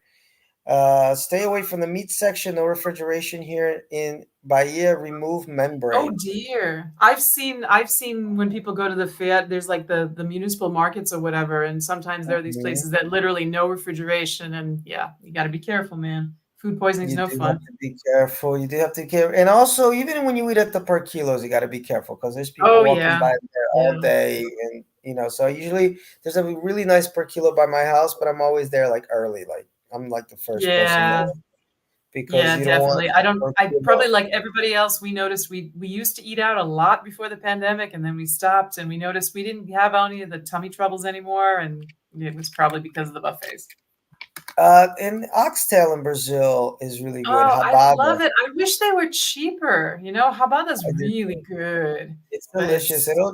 It'll activate things in your digestive tract, but you know, aside from that part, stay away from people, because at least me, I fart away. It's like, it's full of collagen. It's good for your knees, good for your joints, good for your skin. Plus, it's yummy. It's good stuff. It's very yummy. It's very yummy. So, guys, I think we're about ready to wrap it up. We talked a lot about food. Now, before we go, just a few tips. But this is more in São Paulo, I see, than other cities. It's a little bit harder, but São Paulo has a lot of emporiums. So if you ever do Mm. feel like that need to get your ginger ale, your Jif peanut butter, your what was the grape jelly that's popular in the U.S. because I bought it here. Worcester's, I forgot the name. Welch's. Welch's, So yeah. so you want to look for Empório, São Paulo, Let me comida. ask you a question, Phil. Have you seen root Yeah. beer anywhere? Yes. I bought When? some from Rob. Remember Rob that used to admin the restaurant Yeah, group with yeah, you? yeah. Yeah, when he Yeah, but came have to you São seen it Paulo, recently? I bought him a bunch. This was like 8 years ago. Yeah, Yeah. slightly more recently. I have not been able, that's the one thing that I really, really, really love, and I have not been able to find root beer. There was a place in São Paulo I used to find it, but every place seems to be out of stock. Oh, Hiki Doces, there's one in Liberdade, that I could see that. yeah, but Hmm. now that you say And now that you mention it, well, I don't really like root beer, so I don't really look for it, but I haven't seen it since then. So I don't know, maybe the flavor didn't catch on. What I see a lot here is ginger ale is still popular. Yeah. You can still find ginger ale, 7 Up. And there And is a local ginger ale here too as well. It's not a ginger beer kind of not thing that good. that you can get locally Yeah. that's nice and cheap. In Arizona iced tea. Now that's everywhere, Yep. Arizona iced tea. Like at Yeah, my kid OSU. really likes Arizona. They started importing it a couple of years ago. I think that since Yeah. the exchange rate kind of went kaput, we used to see a lot more root beer. Every time I went to São Paulo, I would buy it, and I haven't seen it in a long time. And in Yeah, fact, a maybe lot of that's the import stuff I haven't seen in quite a while. yeah, now that you mention it, because I don't 'Cause drink I it, buy a lot so of Japanese and Chinese mhm. ingredients, and there's a lot of stuff that you just kind of can't find anymore. That I think Yeah. it's just not worth importing because it's gotten so expensive to import. You had asked me Yeah. about places like suggestions for where people can find things. When I go to São Paulo, I go to the Chinese market. So probably the things I'm looking for are not the same things that most people are looking for. But this place that I'm sending you right now, Santa Luzia, is the Oh, that's a classic place great. where people are Yeah. looking for imported stuff. I hear that people can sometimes find like pumpkins and weird things there. Mhm. Um, if you've got kids who want imported candy is a lot easier to find nowadays because a lot of people have it. Another place, I'm going to give you the location And on just and maps. guys, Santa Lucia, this is a supermarket that's close, A chain of relatively supermarkets. close to Paulista, at Hmm. least the one here in São Paulo. But yeah, look, they got French's, Dion mustard. So you're gonna find a lot of stuff there. You're gonna find some imported teas. You're gonna cry when you see the price of the Yes, cheddar. absolutely. The cheddar will make you cry, but it's there. I Yeah. usually go there to get like pancake mix, syrup, So yeah, that's a good place to go to get some imported stuff for sure. And what were you gonna Hmm. say? I'm sending you a couple links for other things too. There is a bakery in Bella Vista, an Italian bakery that has imported Italian stuff that's really good. If you like to cook, if you want to spend your whole paycheck on cheese, this place called Basilicata is in Bella Vista on Tracy Miyake, something like that. I should look at the map I just sent you instead of just guessing. Yeah, it is Rua Tracy Miyake. It's Mm-hmm. in sort of an Italian a place that's got a lot of Italian restaurants, but this bakery has been there forever. Their baked goods are amazing to cry I gotta for. go there. That's a tip You from have me. to go there. They have a restaurant upstairs and then like a bakery wine bar kind of thing downstairs. The only cannoli worth eating in this, I would say, in this country is in this place. Ooh, It's a I good gotta place tell to that to go. Dave because we had a horrible cannoli. Take Dave out for a cannoli. What? Come on. All I used to be able to buy root beer here. The last couple times I've been there, they haven't had American imported stuff. They've really leaned more towards like gourmet Italian stuff. People do speak Italian there. They are Italians. Their food's fabulous. It's expensive, but it's worth it. So definitely go check that out if you're in São Paulo. And then the other place I sent you was a link to Bombay Herbs and Spices online, which every once in a while you want a spice that you can't find anywhere. My test usually, my rule of thumb for it is, do they have Burberry so I can make Ethiopian food? I kind of cook a lot.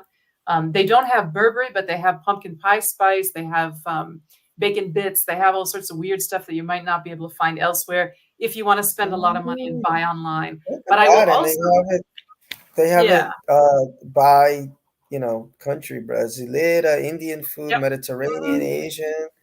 So But that's if you're in cool. Brazil, I mean, if you look online nowadays, you can mix up your own chili powder, you can mix up your own garam masala, you can mix up your own spice mixes. So it's not that hard. Most of those things you can find pretty easily. Even if you're not in São Paulo, you should be able to find a lot of these spices. When we moved here 17 years ago, I remember going to the neighborhood where the Mercado Municipal is in São Paulo, where the big municipal market is. And they have these, what they call cerealistas, these bulk dry goods stores. And I remember seeing cumin and saying, oh my God, thank God. And I bought a kilo of cumin because although the family that I visited had no spices in their house. And I thought, oh, Brazilians don't use spices. But no, it was just my husband's family didn't use spices. But you can find spices here. But certain spices are a little bit harder to find. But if you look online, you can probably mix most of your stuff up by yourself. And you'll probably do just fine. When I go to the US, I buy Indian spices, like the weird ones, like black onion seeds, or the stuff that's really expensive. I might buy vanilla Lemon beans, things like pepper, that. sweet Yeah. and sweet chili sauce. Yeah. So this might give you some ideas. But also, if you're here in Brazil, look online, because I'm finding stuff on Amazon and even on Shopee that I never thought I would find, like masa harina, because I like to make an arepa or a pupusa every once in a while. And I can find that on Shopee now because there are so many Venezuelans here in Brazil. So, Yeah, yeah, think outside the box. You can find stuff online now.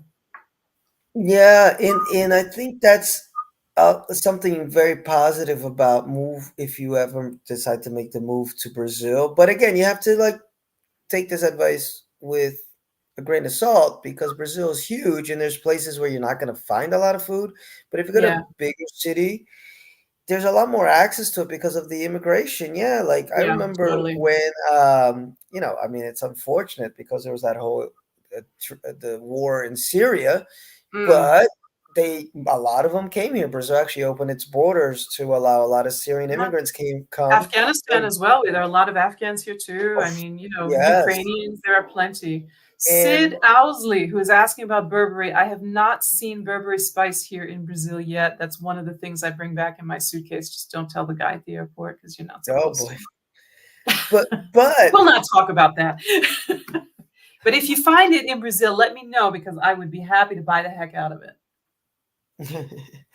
But with the immigration guys comes the food. So I remember, I mean, there's a lot of Arab influence in Brazil, period. I mean, we said this last week, Brazil has the largest Lebanese population, has more people here from Lebanon than in Lebanon. So there's very, very, we didn't even mention a lot of the Arab food here, because even though it's Arab, but it's such a part of Brazilian culture, the esfihas, the kibis. I'm going to have to send you another link. I promised I wasn't going to do this. You said you were going to be on for an hour, but come on, it's food. I know. We can talk about food forever. I just sent you a link from my favorite Arab place in São Paulo. It's not, well, you know what? They're Syrian and they're wonderful. And if you speak Arabic, you'll be speaking Arabic there. I've met people from all over the place working there. It is a very old restaurant. It's at the very end of Paulista, not the Rebouças end of Paulista, but the other end of Paulista.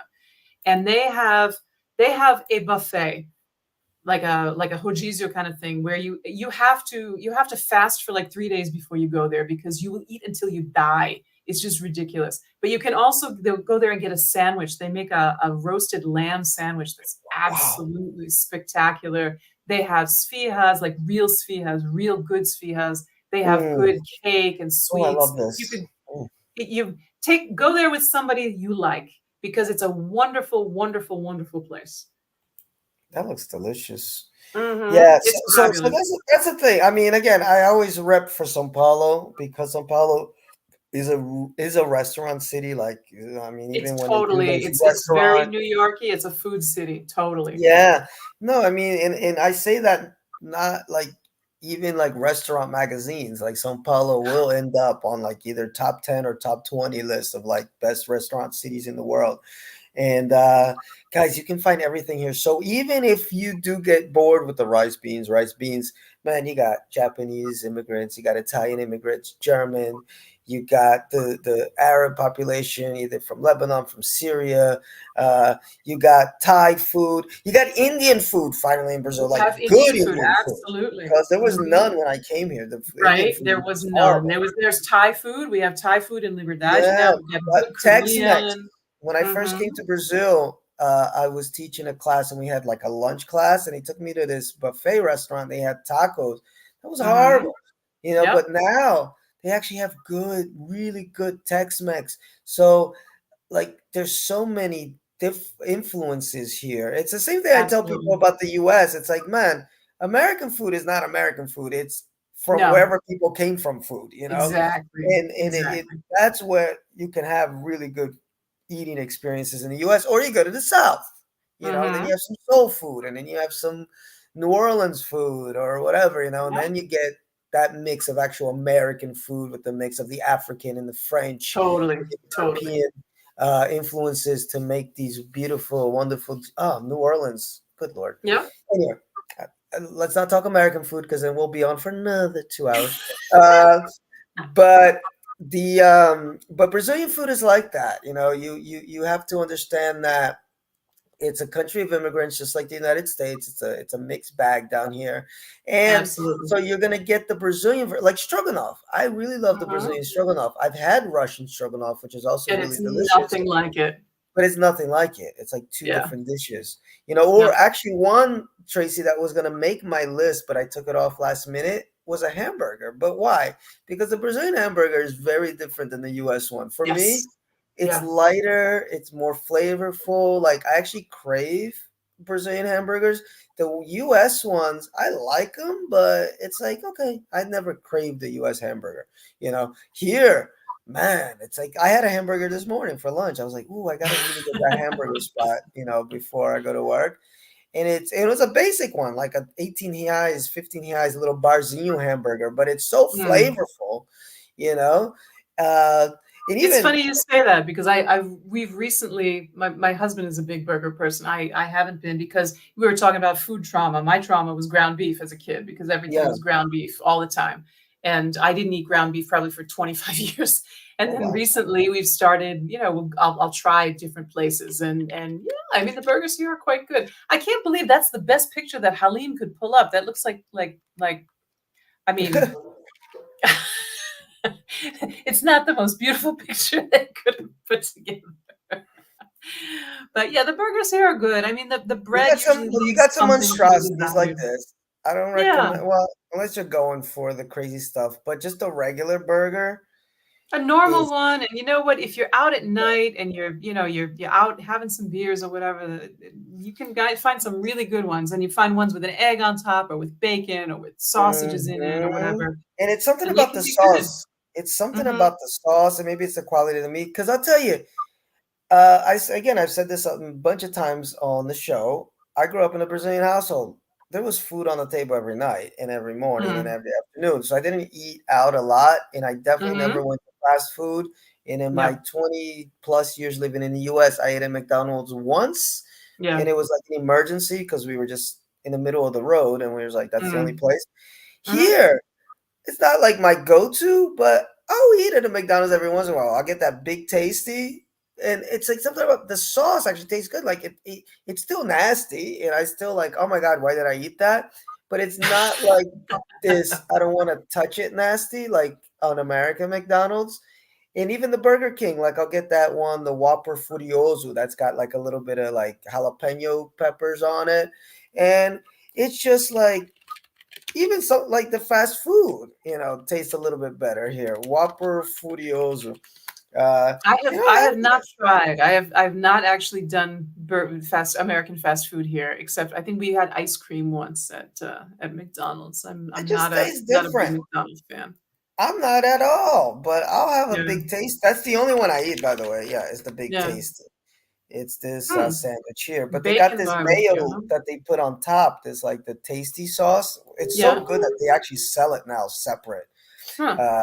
The tasty sauce, and it's like, again, it's like twice a year I'll eat at McDonald's. It's like Yeah. Starbucks, like emergency, and then I'll have like a mocha choca or whatever at Starbucks. But it's not like in the US where I never stepped into a Starbucks in my life in the US. I just Right. never liked it. Yeah, It's just that's not, true. Here too. Mm-hmm. Yeah.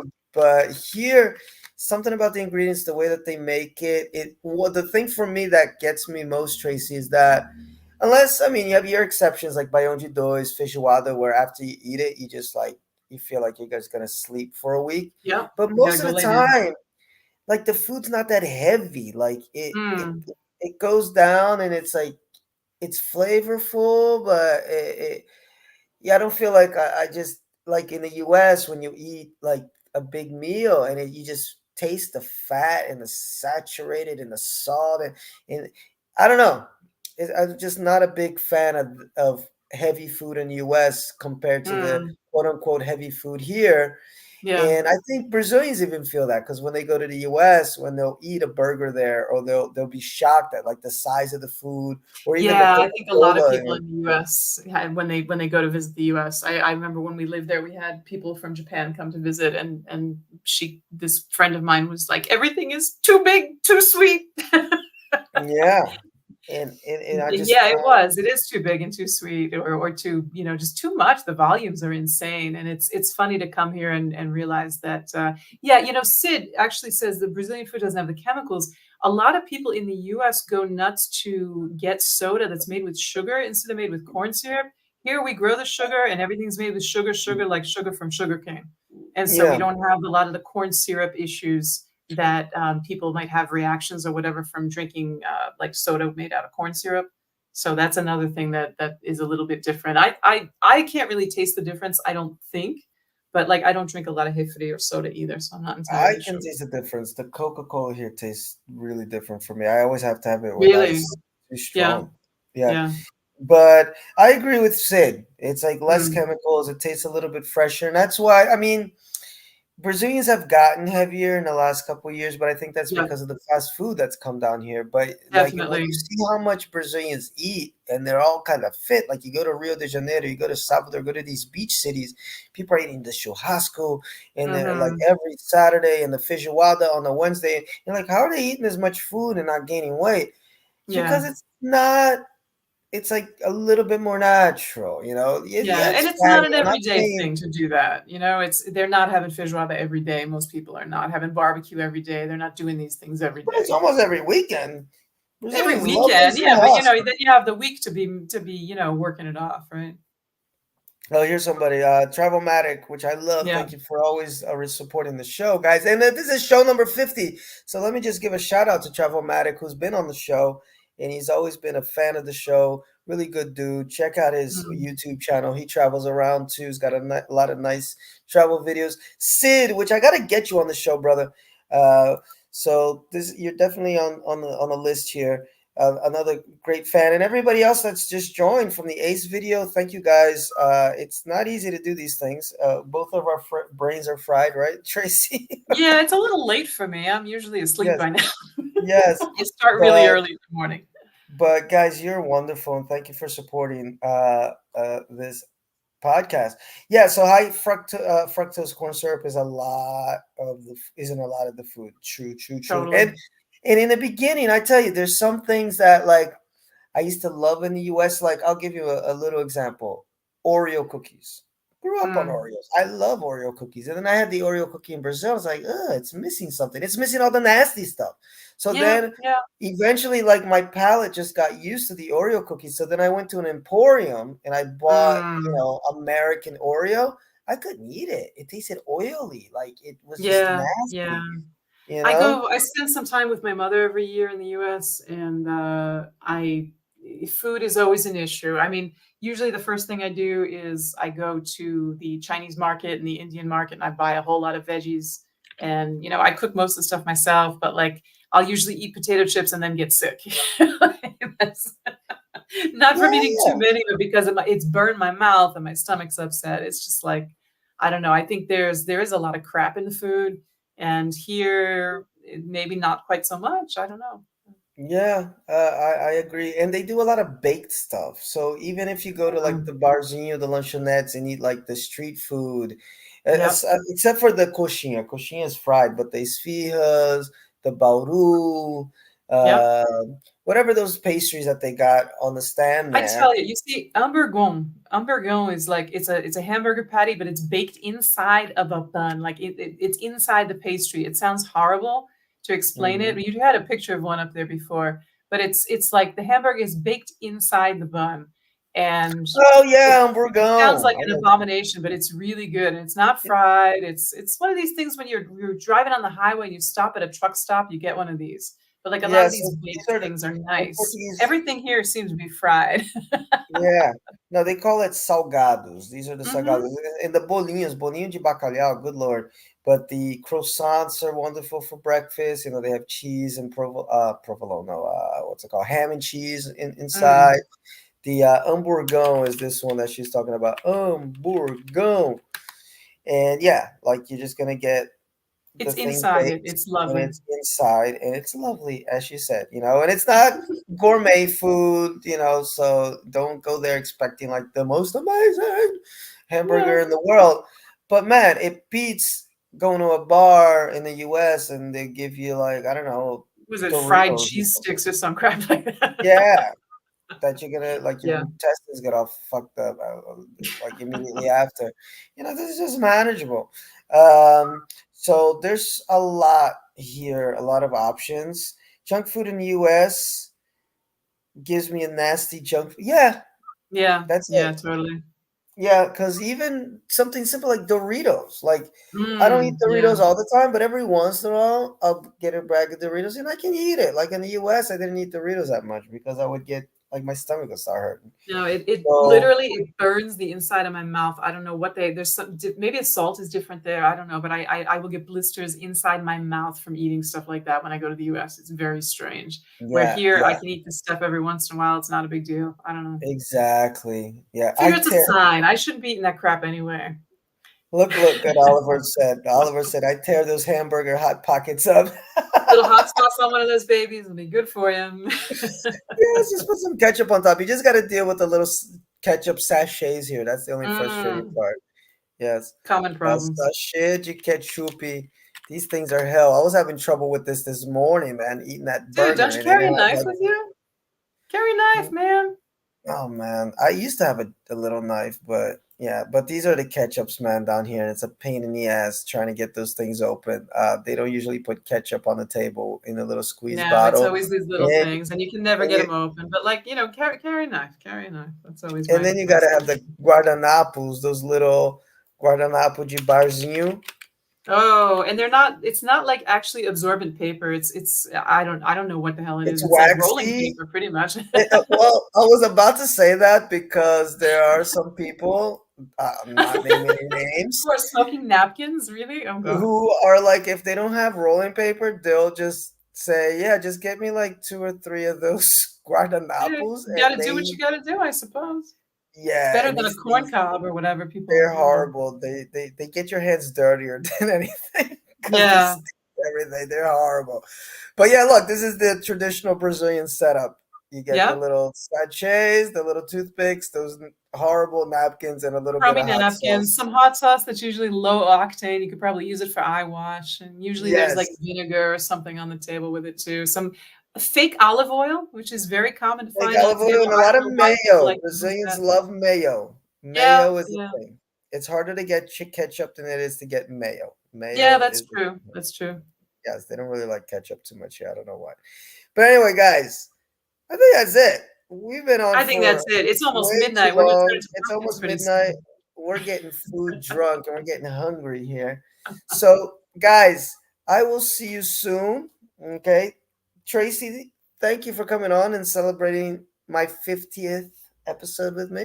Congrats to you for Um, sticking around. Thank you so much for having me. I'm so honored to have been the first and 50, and hopefully have another 50. Yeah, and you got to be on in both formats, the more kind of regimented, And then we edited just talk format. smack about food for 2 hours. It's And awesome. then we just talk smack for food. And I actually, one of the things that I got nervous about doing it live because of internet qualities and that, but I've been having so much more fun doing it live because of what happened tonight. You guys commenting, it's like a real conversation with the audience, which is way more fun than when I would just post a video and then have to go back all week and answer comments, in the comment section. So this is way more fun. I'm so glad you guys are participative. And I think it's time for me to play this music right here. It's my outro music where I get to put on my NPR voice and say thank you, everyone, for listening to the Brazil Expat Journal, the BJ you can trust, because you can't trust a lot of BJs out there, especially post-carnival. And thank you, guys. I'll be back when I can get back, probably in 2 weeks, because I need to take a little rest. Follow me at philray.music. Follow us, Jordan, Lennon, and I, at _Espaco, ESPACO 337, Espaço 337. That's a cultural space that we just opened downtown. If you're ever in São Paulo, come down. We're there every Saturday doing something exciting and new. And thank you, Tracy. Great stream, Phil and Tracy. Grats on 50, Phil. And yeah, that's it. Love you, Tracy. Love you Bye, too, folks. Phil. Take care.